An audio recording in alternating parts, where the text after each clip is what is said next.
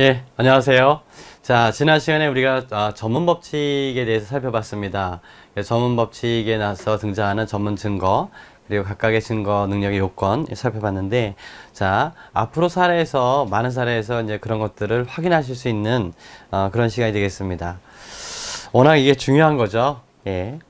자, 그러면 첫 번째 사례를 통해서, 보시죠. 제가 지금은 이제 이렇게 말씀을 드리겠지만 우리가 시간이 많이 없는 관계로 앞으로는 쟁점만 정리해서 이 사례는 이제 그냥 가겠고요. 여러분들이 한번 읽어보시는 시간을 좀 드리고 그리고 이제 진행하도록 하겠습니다. 자, 피고인 A는 먼저 뭘 찾아내셔야 되냐면은 어떤 증거, 어떤 전문 증거가 나오고 그리고 거기에 쟁점이 뭔가를 생각하시면 돼요. A는 송파구 방이동에 있는 올림픽공원의 내 벤치에 술에 취해 잠들어 있던 피해자 B의 손목시계 한 개를 절취하였다는 범행으로 기소되었어요. A는 경찰, 검찰에서는 이 사건 모두를 자백했다. 법정에서는 이를 부인했다.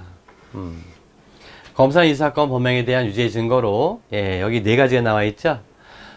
사법경찰리 및 검사 작성 피고인 A에 대한 피의자 신문조서. 그런데 경찰 작성 피의자 신문조서의 경우에는 내용을 부인했다. 검사 작성 피의자 신문조서에 대해서는 성립 및 임의성을 인정했다는 거. 그 다음에 피고인 A가 이 사건 범행을 자인하는 것을 옆에서 직접 들었다는 피고인 A의 친구인 C에 대한 검사 작성 진술조서. 이거에 대해서는 동의했다. 그러면 이거 피고인 A의 친구 C에 대한 검사학생 진술조서는 뭐가 되겠어요? 피고인 A가 C에 대해서 이야기해줬고 C가 검사에게 이야기한 것을 검사가 작성한 거니까 이거는 제전문 증거가 되겠죠? 제전문 증거. 그 제전문 증거에 대해서는 제전문 서류가 그 중에 제전문 서류가 되는데요. 우리 어제 마지막에 봤던 것처럼 제전문 서류에 대해서는 일정한 요건 하에서 증거 능력을 인정한다는 것이 우리 판례 입장이죠. 그 요건을 구비했느냐라는 부분이 되겠어요.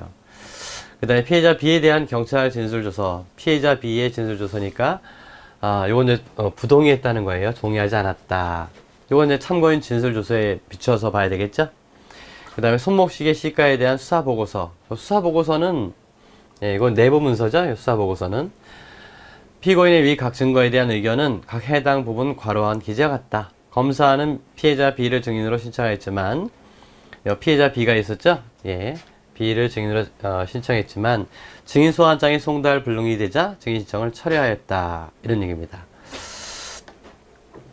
자, 그러면 이런 전자에서 법원은 피고인 A에 대한 이 사건 공소 사실에 대해서 유죄를 선고할 수 있느냐? 그럼 유죄를 선고하려면은 자백 증거 이외에 또 뭐가 필요하죠? 보강 증거가 필요하죠? 예, 그 다른 증거가 있느냐? 이걸 따져보면 되겠습니다. 자,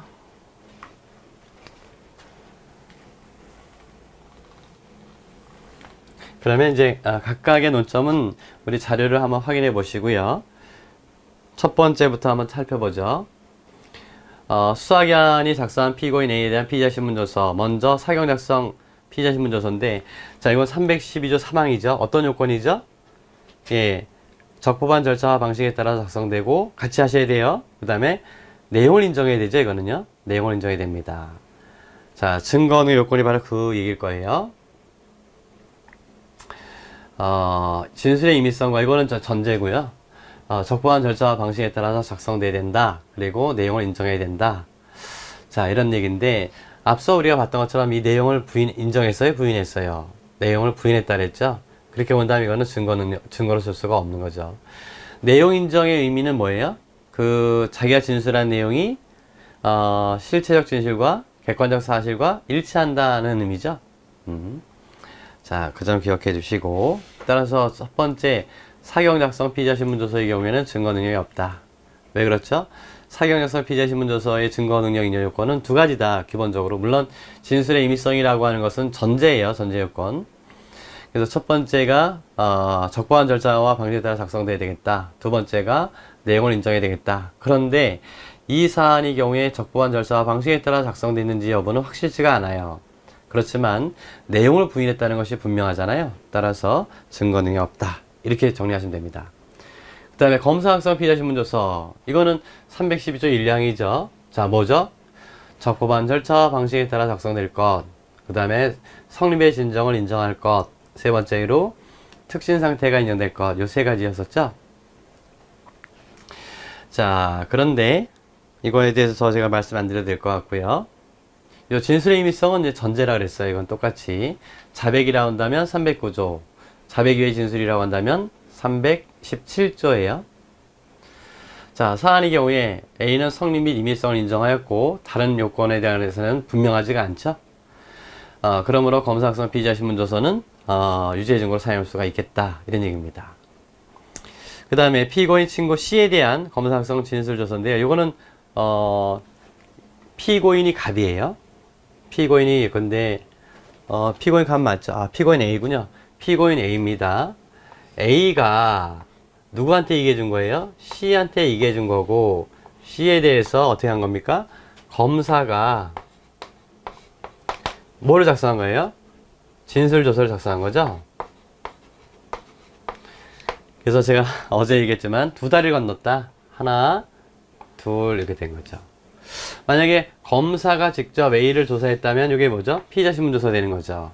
근데 피고인이 C에게 얘기하고 C가 검사의 조사 대상은 C였기 때문에 C의 이야기를 통해서 A의 이야기를 듣게 된 거죠. 그러니까 이거는 요 진술조서는 제 전문 증거가 되는 거죠.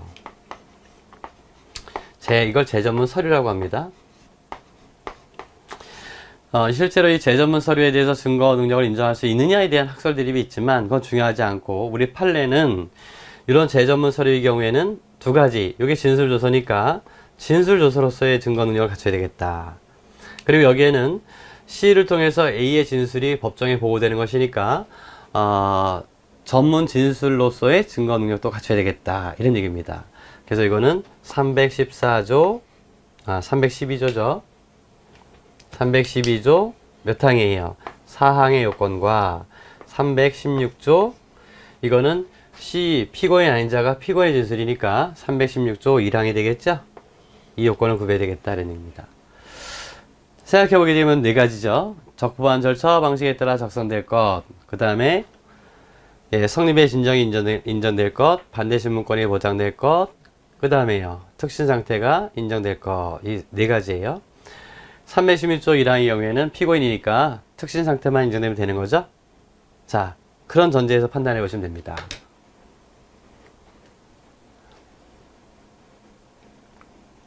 그래서 먼저 참고인 진술조서로서의 증거 능력이 있겠느냐, 이건데요.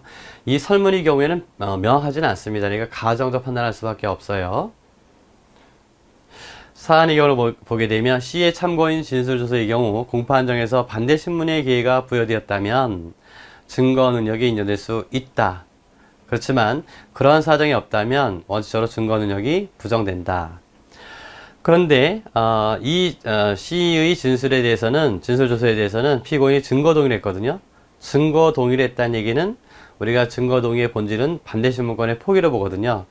그래서 반대 신문권의 포기로 봐서 증거 능력을 인정할 수 있겠다, 이런 얘기입니다.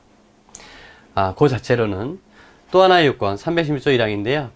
전문 진술로서의 증거 능력을 갖췄느냐, 이건데요. 이건 특신 상태가 됩니다. 이 특신 상태라고 하는 것은 A가 C에게 이야기할 때, 진술을, 자기가 경험한 사실을 이야기할 때 진실성을 담보할 만한 외부적 정황 하에서의 진술이었느냐, 역시 이것도 여기서는 분명하지가 않아요. 그죠? 이건 특별히 어떤 내용인지가 확실하지가 않습니다. 역시 가정적 판단하는 거죠. 그래서 특신 상태가 인정된다면 증거 능력이 있다, 이렇게 가야 되겠습니다. 이해하시겠죠? 그 다음에 세 번째, 피해자 B에 대한 경찰 진술조서. 그래서 이건 역시 참고인 진술조서니까요. 피해자도 참고인이 됩니다. 피고인이 아니니까. 따라서 312조 제4항입니다. 312조 제4항이니까 뭐가 되겠어요? 당연히 좀 전에 얘기했던 것처럼 적법한 절차와 방식에 따라 작성될 것, 성립의 진정이 인정될 것, 그 다음에 반대 신문권이 보장될 것, 특신 상태가 인정될 것, 이 네 가지거든요. 근데 여기서 성립의 진정은 누가 해야 되느냐 하면은 피해자 A가 피해자 B가 해야 됩니다.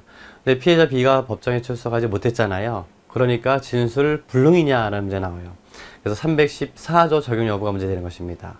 그래서 312조에서는 증거 능력 인정할 수가 없어요. 그러니까 314조로 넘어가게 되는데, 이때 기타 진술할 수 없을 것, 요 요건이 문제되겠습니다. 여기 보시게 되면 사망, 질병, 외국 거주, 소재불명, 그 밖에 이에 준하는 사유로 진술할 수 없을 것, 그 이에 준하는 사유에 해당되느냐, 이런 얘기입니다. 이건 사망도 아니고 질병도 아니고 외국 거주도 아니고 소재불명도 아니거든요. 예. 그런데 이 사안과 관련해서 보게 되면은 출석을 요구했지만은 거기 뭐로 돼 있어요? 예, 거기 이렇게 돼 있거든요.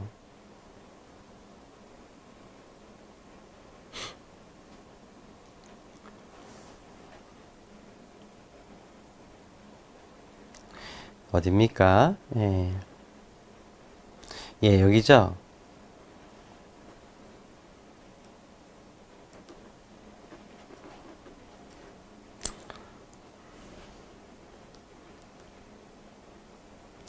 검사는 피해자 B를 증인으로 신청하였으나 증인 소환장이 송달불능되자 증인 신청을 철회하였다, 이거거든요.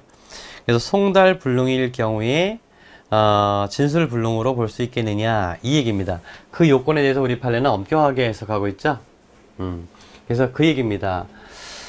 여기서 보시는 것처럼 형식적으로 구인장 집행이 불가능하다는 취지의 서면이 제출되었다는 것만으로는 부족하고, 증인에 대한 구인장의 강제력에 의해서 증인의 법정 출석을 위한 가능하고도, 이거예요, 가능하고도 충분한 노력을 다 하였음에도 증인의 법정 출석이 불가능이 되었다는 사정을 입증해야 된다, 이 요건을 기억하셔야 됩니다. 이런 부분들이 포인트가 되는 거죠. 그럼 이 사안의 경우에 단순히 송달불능이라고 하는 것인데 이것만 가지고는 안 되는 거죠. 그래서 이는 증인을 소환하기 위한 검사의 충분한 노력을 다했다 보기 힘들다, 따라서 증거 능력이 없다, 이런 얘기가 되겠어요. 그 다음에 다음으로 수사보고서인데요. 이 수사보고서는 원칙적으로 내부 문건입니다. 그래서 증거 능력을 인정하지가 않아요. 이게 뭐냐면은 수사의 경위 및 결과를 내부적으로 보고하기 위해서 작성된 서류예요. 예. 그래서 그 기재 부분은 증거를 할 수가 없는 겁니다. 그런데 이 부분에 대해서, 수사 서류에 대해서 뭐라고 되어 있냐면은 손목시계 시가에 대한 수사보고서에 대해서 피고인이 동의를 해줬습니다. 예. 그래서 이 동의를 했을 때 어떻게 될 것이냐라는 문제가 나오는 거죠. 그래서 증거 동의가 나오는데 이 증거 동의에 대해서는 앞서 제가 잠깐 말씀드렸듯이 예컨대 검사가 제출한 증거에 대해서 피고인이 동의를 해줬다. 그럴 경우에 진실한 것으로 인정될 때 증거 능력을 인정해준다는 증거 동의 규정이 있어요. 그때 증거 동의를 어떻게 이해할 것이냐, 이게 문제되는데요. 앞서 제가 잠깐 말씀했지만은 이 증거 동의는 반대 신문권의 포기로 봅니다. 반대 신문권의 포기로.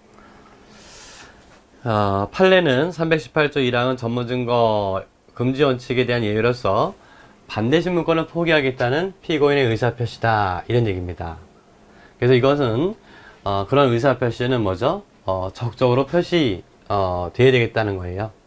그래서 증거 동의는 뭐로 이해한다는 거죠? 반대 신문권을 포기하겠다. 그럼 이것만 가지고 증거 능력이 인정되는 것은 아니고 진정한 것으로 인정될 때 증거 능력을 인정해 줍니다. 이게 318조 1항이 되는 거죠. 그러면 이 진정한 것으로 인정될 때라고 하는 의미가 뭘까, 이건데요. 그 진정한 것으로 인정된다는 의미가 그 내용이 진실한 것으로 인정된다는 얘기냐, 그렇게 생각하시면 안 됩니다. 이 진실성 문제는 증명력 문제이기 때문에 증거 능력에서 판단하지 않아요. 그래서 우리가 특신 상태라고 했을 때 그 진술이 특히 신빙할 수 있는 상태에서 행해졌느냐라는 문제거든요. 그래서 이때 특신 상태라고 하는 것은 그 진술이 진실이냐의 문제가 아니라 그 진술이 진실성을 담보할 만한 상황이었느냐라는 부분이에요. 그 진술의 진실성 여부는 증명력 부분에 가서 판단하게 되는 것입니다. 이해하시겠죠? 그래서 여기서 이 진정성이라고 하는 것도 역시 마찬가지가 되는데, 결과적으로 보게 되면은 어떤 것을 어떻게 이해해야 될 것이냐, 결국은 성립의 진정으로 이해하게 된다는 거죠. 그래서 진정성의 의미에 대해서 판례는 어떻게 본다고요?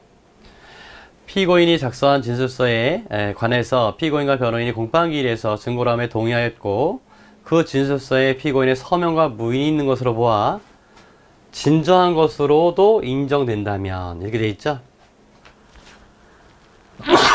예, 거기 서명과 무인이 있는 것으로 보아서 진정한 것으로 인정된다. 이거는 어떤 의미가 되겠어요? 성립의 진정을 인정하는 것으로 이해하겠다, 이런 얘기가 되겠습니다. 이해하셨죠? 예. 그럼 이런 전제에서 수사보고서에 대해서 반대 신문권을 포기했고 또 성립의 진정이 인정된다면 증거 능력이 있다라고 보시면 되겠습니다. 자, 이렇게 결론을 내리시면 되겠어요. 그러면 앞에 우리가 봤던 검찰에서 검사 작성 피의자 신문조서, 여기에 자백이 들어있는데 이거 외에도 예, 그 친구의 진술조서 있지 않습니까? 이게 증거 능력이 인정되고, 그 다음에 예, 마지막 수사 보고서에 대해서도 증거 능력이 인정된다면, 그러면 유죄 판결을 해야 되겠죠? 할 수 있겠다, 이렇게 보시면 됩니다. 자, 그 다음에 다음 사례를 볼까요? 자, 아래 설문을 읽고 물음에 답하시오. 여기서도 마찬가지로 어떤 증거가 나오고 그 증거에 증거 능력이 있겠느냐, 어떤 요건 하에서 인정할 것이냐, 이런 점을 여러분들이 염두에 두시고 보시면 되겠습니다. 자, 죄는 뭐예요? 갑과 을은 아래와 같이 강도 상해죄로 공소 제기하였다. 그래서 공소 사실 이유지를 보니 갑을 을은 병과 공모해서 세 사람이 공모한 거죠. 그래서 마구 때려서 지갑을 강취한 그런 사건이 되겠습니다. 재판 결과 갑과 을은 경찰에서 범행을 부인하다가 검찰에서는 부인했고요. 검찰에서는 또 자백을 했습니다. 그 법정에 출석해서 갑은 다시 부인했고, 을은 자신의 범행은 인정했고 갑에 대해서는 부인하게 됩니다. 검사는 피고인 갑의 범행을 증명할 증거로 검사가 작성한 피고인 갑에 대한 피의자 신문조서, 자백 진술이 기재되어 있음. 그러니까 지금 갑에 대한 죄책이 되겠는데요. 검사 작성을 써보게 되면 검찰에서는 자백했다고 했으니까 요 얘기가 나오겠죠. 피의자 신문조서가 있고, 그 외에 다음 각 증거를 재판부에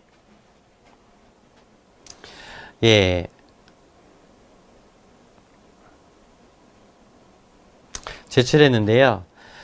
그 다음 내용을 보게 되면 네 가지가 나오죠.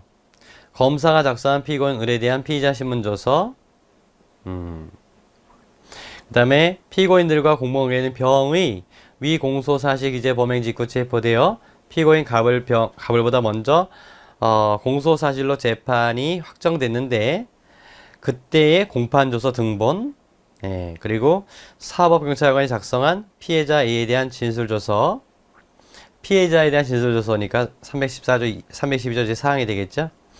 그 다음에 의사 B가 작성한 상해진단서, 이렇게 되겠습니다.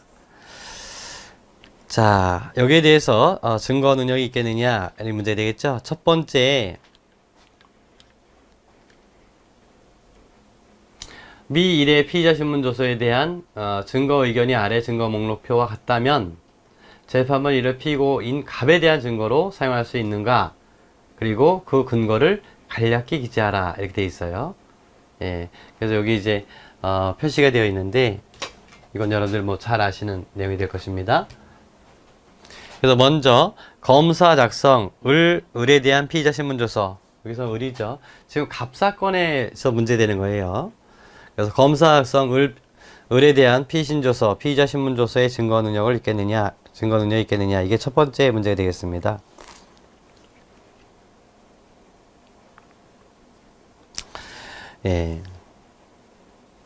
이때 변론을 분리하거나 피고인을 증인으로 신문하지는 않았다.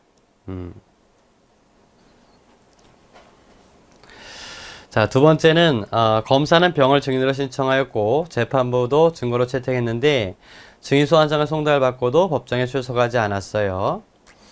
이에 검사는 병에 대한 증인신문 신청을 철회하였고 위 2의 공판조서 등본을 증거로 사용할 수 있느냐. 그러니까 이거는 어떤 사건이 되겠어요?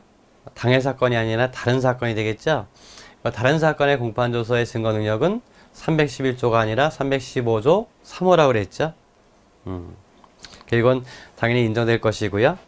다만 그 근거는 315조 3호다. 이렇게 하시면 되겠죠. 그 다음에 다 제2의 공판기일에 증인으로 출석한 A는 자, A가 피해자잖아요. 네. 위 3의 진술조서에 대해서 3의 진술조서는 피해자 진술조서가 되겠습니다. 본인이 이 조서를 읽어보고 서명내란 것은 맞으나 형식적 진정선임을 인정한 거죠. 자신이 진술한 대로 기되어 있지 않다. 이거는 내용을 성립의 진정을 부인한 거죠. 자신은 범행 현장에서 피고인 갑을 본 적이 없다고 진술하였다. 위 3의 진술조서를 증거로 사용할 수 있느냐? 없어요. 그죠? 성립의 진정을 인정해 줘야 되는데 312조 제4항에 의해서 근데 성립의 진정을 부인했으니까 증거로 쓸 수가 없겠죠? 원칙적으로. 법원이 증인 B를 소환하였으나 사망하였음이 확인되자 그럼 진술 불능이 되겠네요. 증인 B는 뭐죠? 의사입니다. 그러면 우리가 의사가 작성한 상해 진단서, 이 진단서는 뭐로 봤어요? 이거는 감정서는 아니다 이렇게 봤죠? 감정서는 아니고 그러니까 313조 1항의 진술서에 해당되겠죠. 이거는 검사는 B에 대한 증인신문 신청을 철회하였고 위 사의 상해 진단서를 증거로 사용할 수 있는지와 그 판단 근거를 간략히 기재하시오. 그러니까 이건 313조 1항이 될 거예요. 근데 313조 1항이라고 한다면 이것이 성립의 진정이 인정돼야 되지 않습니까? 성립의 진정이 인정돼야 되는데 성립의 진정이 인정되지 않는다. 여기 사안의 경우에는 사망했으니까 그럼 310몇 조? 14조를 한 번 더 생각해 봐야 되겠죠. 이런 식으로 여러분들 접근해 가시면 될 것입니다. 자, 첫 번째 검사학성 을에 대한 피의자 신문조서가 되겠어요.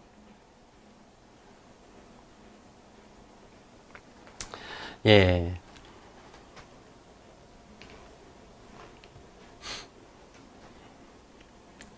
다만 이때 이 둘은 공범이라 그랬어요. 그래서 검사학성 을의 피의자 신문조서인데 을의 피신조서를 가지고 가피고 사건에 증거로 쓸 수 있느냐 이 문제거든요. 자, 이럴 때는 우리가 이미 여러 번 검토했습니다. 이거는 312조 2항이 아니라 1, 2항이 아니라 312조 4항으로 간다 그랬죠. 그래서 갑의 적법한 절차와 방식에 따라 작성되고 성립의 진정이 인정되고 그 다음에 반대 신문권이 보장돼야 되겠고 그 다음에 마지막으로 뭐예요? 특신 상태가 인정돼야 된다 이런 얘기죠. 이때 성립의 진정은 누가 해야 됩니까? 성립의 진정은 을이 작성한 거, 을에 대한 피의자 신문조서니까 을이 해야 되는 것이고 반대 신문권은 공범인 공동피고인 갑에게 인정해 줘야 되겠죠. 자, 그 얘기입니다. 그래서 이 학설 대립이 그 얘기인데 우리는 어떤 거로 봤어요? 우리 판례 역시 마찬가지로 2항으로, 4항으로 보죠. 그래서 312조 제4항에 따라서 증거 능력을 인정해 줘야 됩니다. 자, 이 사안에서 적법한 절차와 방식에 따라 작성되고 그 다음에 성립의 진정이 인정되고 반대 신문의 기회가 보장되고 그 다음에 특신 상태가 인정되는지 여부는 확실치가 않으니까 가정적 판단을 하는 거예요. 그렇게 하시면 되겠고 그 다음에 세 번째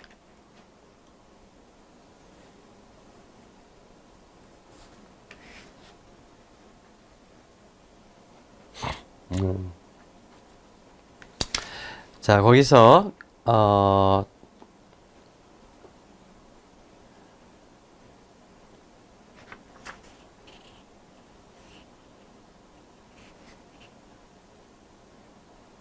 예, 요거는 공판조서의 증거능력 문제가 되죠.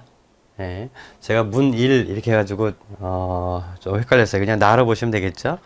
그래서 이거는 공판조서의 증거능력 문제인데, 또 다른 이건 어떤 내용이냐면은, 예, 병이 있었죠. 병도 역시 공범이었어요. 근데 이 둘은 공동피고인이었고 얘는 공동피고인이 아니었죠. 그래서 여기에 대한 공판조서입니다. 지금 그 얘기죠. 그래서 이 공판조서를 검사는 병에 대한 증인신문 신청을 처리하고 위 공판조서 등본을 증거로 사용할 수 있는지와 그 판단 근거를 간략히 서술하시오, 이렇게 나와 있거든요. 그러니까 이것을 갑이나 을의 피고 사건의 증거로 쓸 수 있겠느냐, 이런 얘기입니다. 이걸 쓸 수 있느냐, 이런 얘기입니다.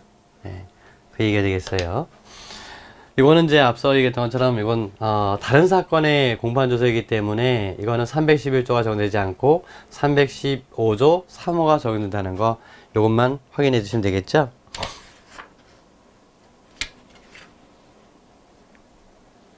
앞부분에 311조의 취지와 실적, 직접주의 이렇게 나와 있는데, 그건 뭐 크게 신경 쓰지 마시고, 증거능력 인정의 근거와 관련해서 다른 사건의 공판조서에 관한 문제 이렇게 나와 있는데, 이때 311조가 적용될 것이냐 아니면 315조 3호가 적용될 것이냐, 이 얘기를 간단히 해주면 됩니다. 근데 우리 판례 입장은 315조 3호죠. 그러니까 요거를 주목하시면 되죠. 다른 피고인에 대한 형사사건의 공판조서는 315조 3호에 정한 서류로서 당연히 증거능력이 인정되는데, 공판조서 중 일부인 증인신문 조서 역시 315조 3호에 정한 서류로서 당연히 증거능력이 있다, 이렇게 판시하고 있어요. 그렇게 본다면 315조 3호에 의해서 당연히 증거능력이 인정될 것입니다. 문제가 안 되겠죠, 이거는. 그 다음에 다번이죠. 요거는 예, 성립의 진정을 부정한 참고인 진술조서죠. 그러니까 성립의 진정을 부정했으니까 증거로 쓸 수 있어요, 없어요? 증거로 쓸 수 없죠. 그 사안의 해결 한번 보실까요?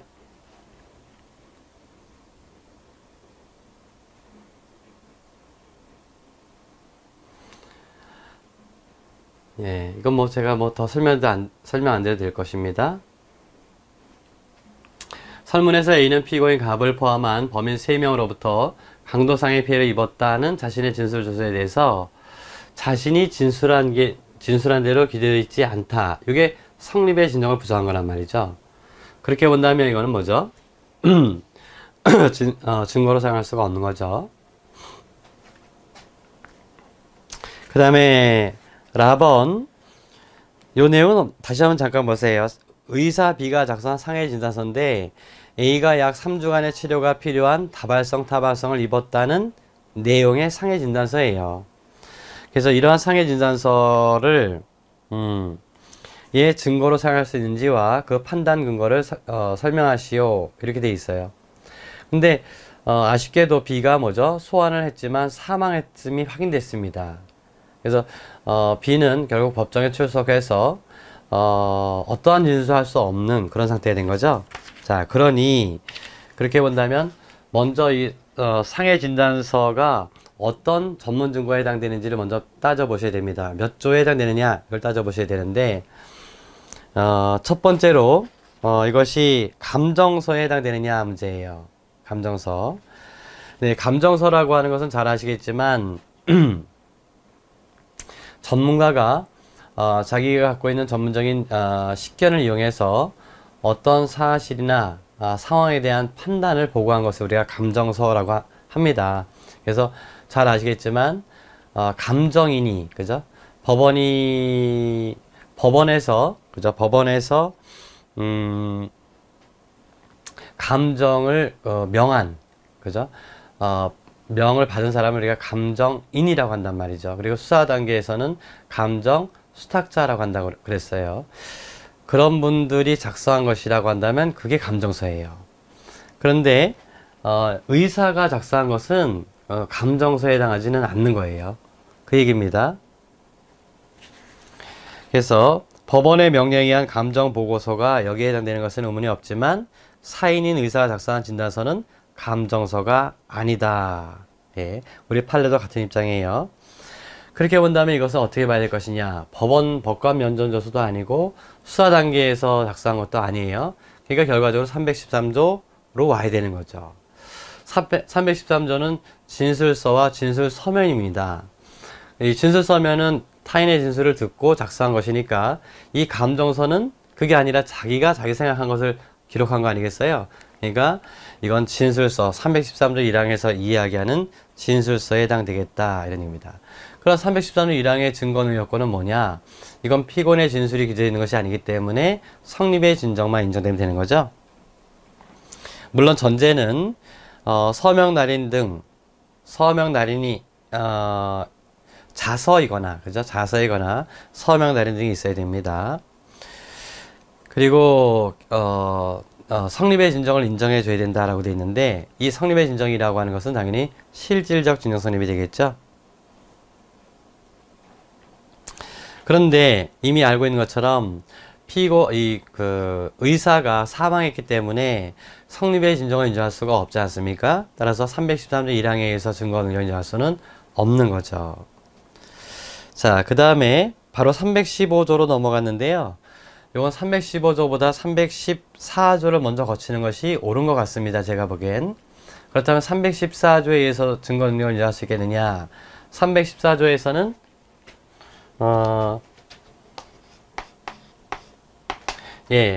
필요성과 진술불능과 그 다음에 특신상태란 말이에요.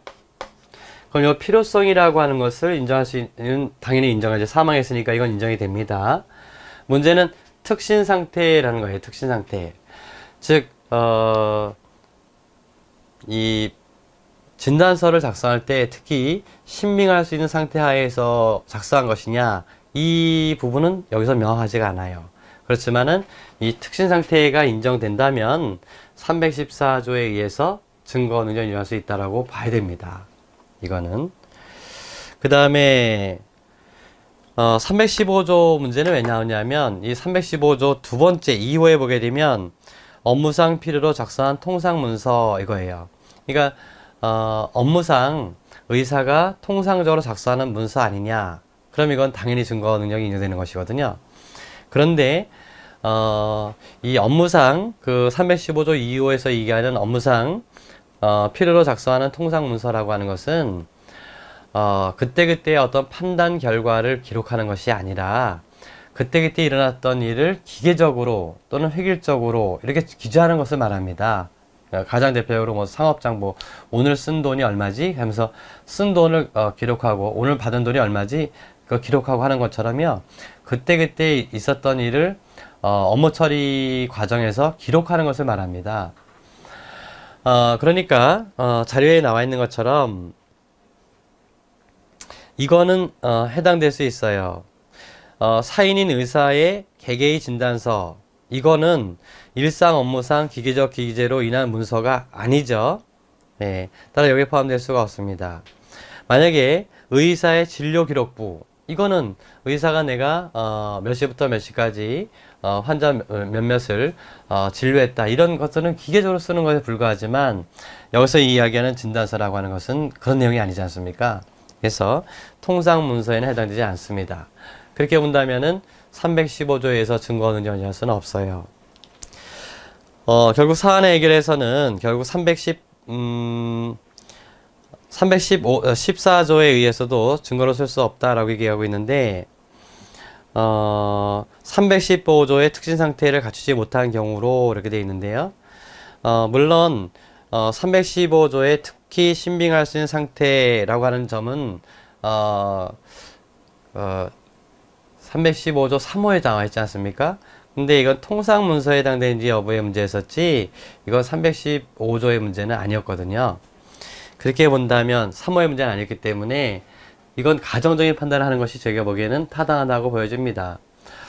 의사가 뭐 술을 먹고 진단서를 작성했다든지 돈을 받고 진단서를 작성해줬다든지 이렇게 된다면은 특히 신빙할 수 있는 상태 하에서의 작성한 문서를 보기 어렵지만 일반적인 의사가 자기가 진료를 하고 그 진료한 것을 기록했다면 대부분은 뭐죠? 신빙을 할 수 있는 상태에서의 작성한 것으로 볼 여지가 크지 않아요? 저는 개인적으로는 이 필자와 다른 생각인데 그럴 경우에는 증거로 쓸 수 있겠다 이렇게 보여집니다. 자, 여기까지 우리가 좀 봤고요. 그 다음에 8번 문제, 이거는 우리가 어제 다뤄봤던 문제니까 이거 넘어가도록 하겠습니다. 그 다음에 9번 피의자 신문조서의 증거 능력인데 이것도 우리가 봤던 거예요. 그래서 잘 아시겠지만은 검사학성 피의자 신문조서의 문제하고 그 다음에 사경력성 피의자 신문조서의 문제 기억나시죠? 자, 이거 잠깐만 한번 보고 넘어갈까요?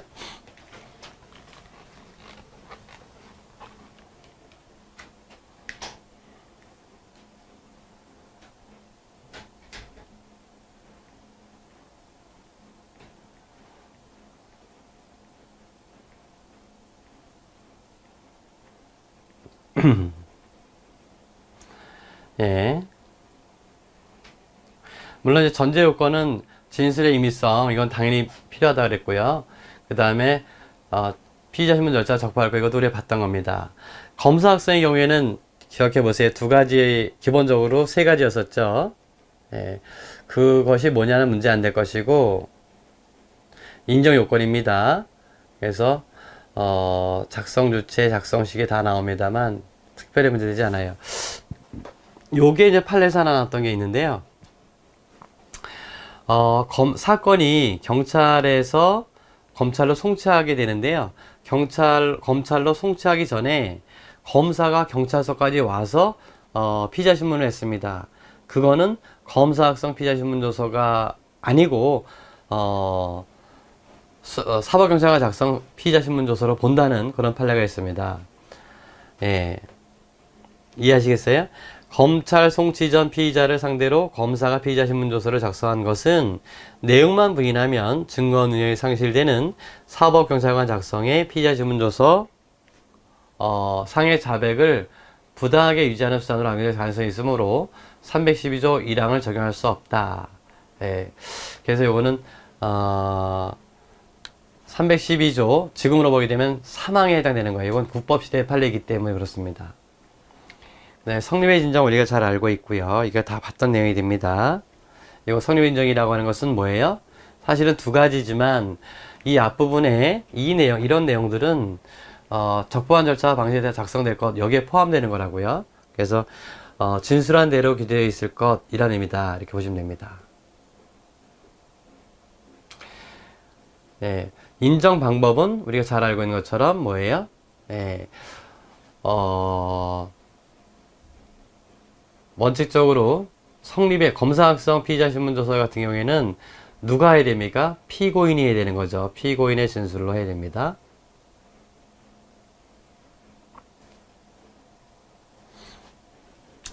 그 다음에 대체 증명의 허용인데요. 이거는 영상 녹화물 기타 객관적 방법으로 성립의 인정을 부인할 때 가능하다.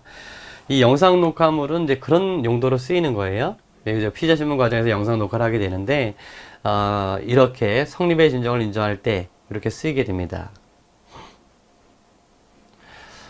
다만 이 조사자 증언을 통해서 대체 증명은 안 된다는 거 기억하셔야 됩니다. 즉 이 조사자 증언이라고 하는 것은 이 정도는 아니다 이거죠. 기타 객관적 방법이라고 보기는 어렵다는 거예요. 우리 판례가 나와 있죠. 네, 그래서 이거는 뭐냐면 과학적, 기계적, 객관적으로 재현해낼 수 있는 방법 기억하셔야 됩니다. 예, 영상 녹화본에 준할 정도로 피고인의 진술을 과학적, 기계적, 객관적으로 재현해낼 수 있는 방법 이것만 의미한다는 거죠. 자, 그 다음에 피고인의 피의자 신문조서의 증거 능력인데요. 역시 뭐 특별한 내용은 아닙니다. 그래서 피고인이 된 피의자 그래서 기본적으로 앞서 했던 것처럼 그런 내용이 쭉 그대로 소개되어 있는 것입니다. 요건까지가 나와 있고요.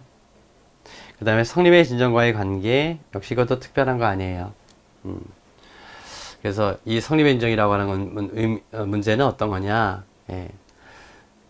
그래서 기본적으로는 진술한 대로 특시상태의 의미, 잘 아시겠지만은 진실성을 담보할 만한, 여기 신용성의 정황적 보장과 동일하다는 의미가 바로 그 얘기예요. 진실성을 담보할 만한 외부적 정황이다, 이렇게 보시면 됩니다. 그 다음에 314조 적용할 수 있어요, 없어요? 예, 이때 314조를 성립의 진정을 누가 해야 됩니까? 피고인이 해야 되는 거잖아요. 피고인이 원칙적으로는 314조를 생각할 여지가 거의 없습니다. 사실은 피고인이 있으니까. 피고인이 사망했다면 이 사건 자체가 성립하지가 않죠. 예. 자, 그래서 검사학성 피의자 신문조서에 대해서 314조가 적용된다. 판례도 검사학성 피고인 아닌 피의자에 대해서 314조에 의해서 증거 능력이 인정된다고 판시하였다, 이렇게 얘기하고 있는데, 원칙적으로는 314조의 적용 여부가 크게 문제되지 않습니다. 근데 예를 들어서 피고인이 강력하게 출석을 거부한다. 우리가 피고인의 출석 없이 재판할 수 있는 경우 생각해 보시면 되겠죠. 그런 경우 314조를 생각해 볼 수가 있다, 이런 얘기입니다. 그 다음에 필요성 문제, 특상태 문제는 우리가 다 봤던 거예요. 진술불능이라고 하는 거.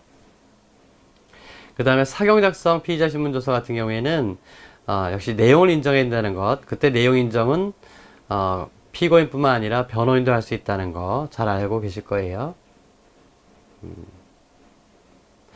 그 내용 인정의 의미는 뭔지 아시죠? 예, 내용 인정의 의미는 그것이 객관적인 진실과 부합한다는 의미다.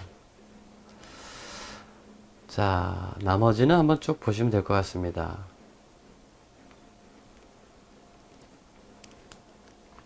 여기 이런 내용이 있죠. 조서의 기재 내용을 들었다는 다른 증인이나 조사한 경찰관의 증언에 의해서 증거 능력을 인정할 수는 없다.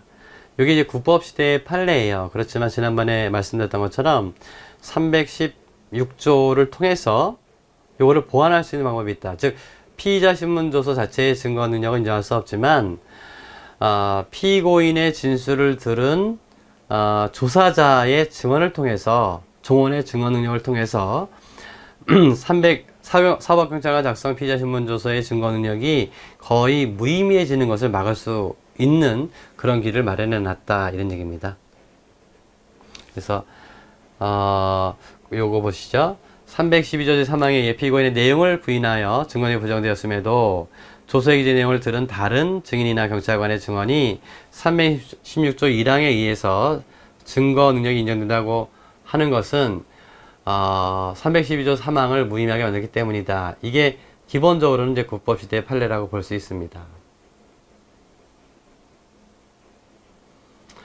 자, 그 다음에 314조의 적용 여부. 이때 공범관계에 있을 때는 문제가 됐던 것이죠. 그래서 공범관계라고 한다면은 312조 내용을 누가 인정할 것이냐 문제가 되는데, 이때는 당의 피고인이 내용을 인정하도록 되어 있어요. 따라서 314조는 적용될 여지가 없었다, 이렇게 봤던 내용이 됩니다.